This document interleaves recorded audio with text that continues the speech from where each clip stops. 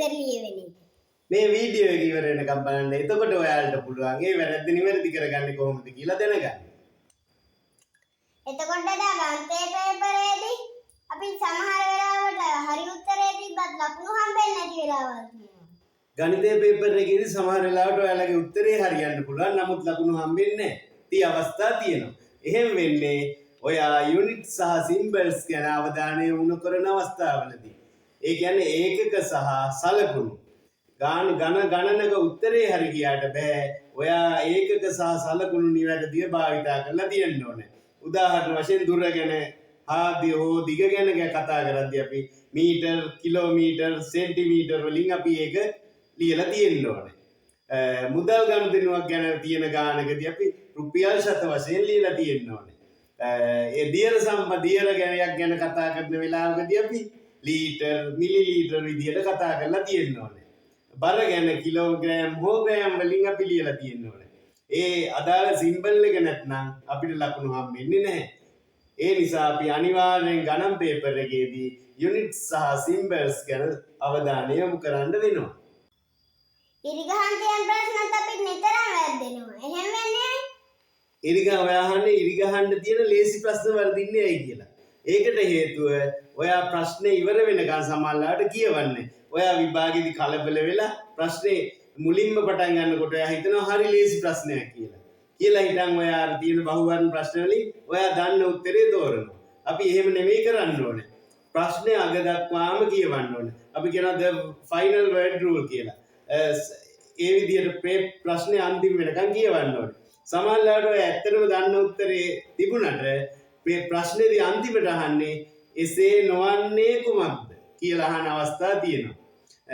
සමහරවිට නිවැරදි ප්‍රකාශය තෝරන්න කියලා ඔයා බලාපොරොත්තු වෙන උත්තරේ ලිව්වට ප්‍රශ්නේදී අගට අහලා තියෙන්නේ මේ අතරින් වැරදි ප්‍රකාශය කුමක්ද? ඒ වගේ හේතු නිසාත් ලකුණු අහිමි වෙන අවස්ථා තියෙනවා.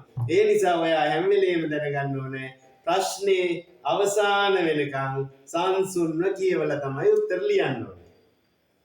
එතකොට රටාවට අනුව ගණිතය හදනකොටත් මොකද අපිට වැරදෙන්නේ? ඔව් ගණිත ගැටලුවකදී ඔයා රටාවට අනුව හදාගෙන යනවා. නමුත් අගට උත්තරේ වැරදි. ඒකට ඔයා එක තැනක දැන් රටාවේදී මැද තැනකදී ඔයාලට වරදින්න පුළුවන්. ඒකට කරන්න තියෙන හොඳම දේ තමයි අපි ගාන හදලා ඉවර වෙලා උත්තරේ ආවට පස්සේ ආපහු බලන්න යනවා. අපි කියන රිවර්ස් චෙක් කරන්න පුළුවන්. ඒ කියන්නේ ඔයා ඇත්තටම එකතු කරගෙන යන ගානක උත්තරේ නම් ගත්තේ අපි උත්තරේ ආවට පස්සේ නැවත අපිට පුළුවන් ආපස්සට අඩු කරගෙන ගිහින් අර අපිට ප්‍රශ්නේ අහලා තිබිච්ච ගණන එනවද කියලා බලන්න. ඒ විදිහට පුළුවන් අපිට ඒක නිවැරදි කරගන්න. අපි පේපරේදී කටු සටහන් ගහනවානේ.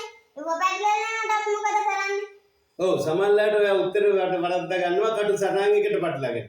ඒ පළවෙනි ප්‍රශ්නේ තියෙන කටු සටහන් ටික ළඟම දෙවෙනි ප්‍රශ්නෙට තුන්වෙනි ප්‍රශ්නෙට එකට කටු සටහන් ටික ලියා ගන්නවා. සමහරවිට තුන්වෙනි ප්‍රශ්නෙට උත්තරේ හොයද්දී දෙකේ කටු සටහන එක ඔයාගේ උත්තරේ පැටලෙනවා. එහෙම වෙන්න පුළුවන්. ඒකට අපි කරන්න පුළුවන් proper rough work කියලා අපි කියනවා. කටු සටහන් කරන වැඩේ නිවැරදිව කරන්න.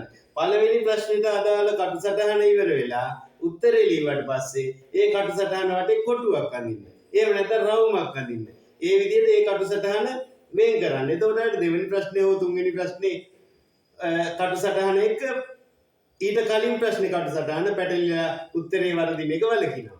එතකොට වෙලාව මදි වෙනකොට අපි මොකද්ද කරන්නේ?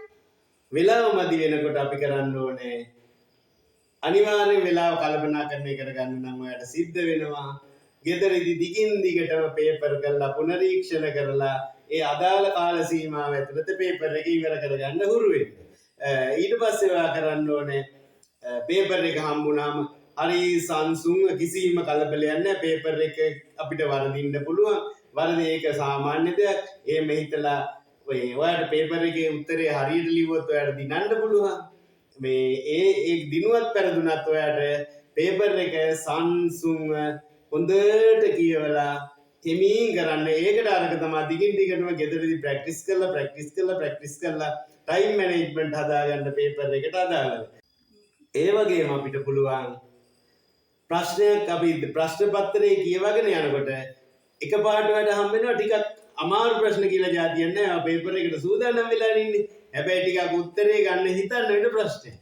ඒ වගේ වෙලාවට අපි කරන්න ඕනේ අදාළ ප්‍රශ්නෙට තර ලකුණක් දාගෙන ඒ ප්‍රශ්නේ අතහැරලා අපි ඉස්සෙල්ලා පහසු ප්‍රශ්න ටික පිළිවෙලට ඉවර කරගෙන යනවා. අපි ඊට පස්සේ තමයි අමාරු ප්‍රශ්නේ හෝ ප්‍රශ්න කීපෙ දිහාවට යමු වෙන්න ඕනේ. ඒ විදිහට ඔයාලට පුළුවන් කාලය කළමනාකරණය කරගන්න. එහෙම නැත්නම් ඔයා අපි හිතමු 1 2 මුලම හරිය තිබුණ තමාරු ප්‍රශ්නයක් ඒ ප්‍රශ්නේ ගැන හිත හිටියොත් ඔයා දන්නේම නැහැ ඔයාගේ පේපර් එක ලියන්න තියෙන කාලෙන් ලොකු කොටසක් එතන අපත යනවා. ඒ නිසා අපි හැම වෙලේම බලන්න ඕනේ පහසු ප්‍රශ්න ටික ඉස්සෙල්ලා ඉවර කරගන්න. හැබැයි අපි අර කියන කාරණා ටික හරි වැදගත්. ෆයිනල් වර්ඩ් රූල් එක. මේ ප්‍රශ්නේ අන්තිම වෙනකන් කියවන්න ඕනේ. කියන කාරණේ අනිවාර්යෙන් අපි කරන්න ඕනේ. යුනිට්ස් ඇන්ඩ් සිම්බල්ස් ගැන අපි අවධානය යොමු කරන්න ඕනේ. කටුසටහන් ගහද්දිත් අපි ඒ ගැන සැලකිලිමත් ඒක කරන්න ඕනේ. විශේෂයෙන් ගණිතයේදී අපි රිවර්ස් චෙක් කරලා බලන්න ඕනේ. ඒ වගේ දේවල් වලින් අපිට පුළුවන් පේපර් එකේදී වෙන මිස්ටේක්ස් වැඩි ප්‍රමාණයක් වළක්වා ගන්න. ඒ වගේ මේකට තව අපි කියවන්නේ ගෙදරදී පේපර් කරන්න ඕනේ කියලා.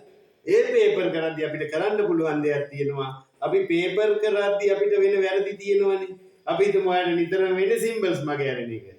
එහෙම නැත්නම් ඔයාලට වෙන්නේ ප්‍රශ්නේ අග වෙනකන් කියවන්න නැතුව උත්තරේ ලියලා වර්ධින එක.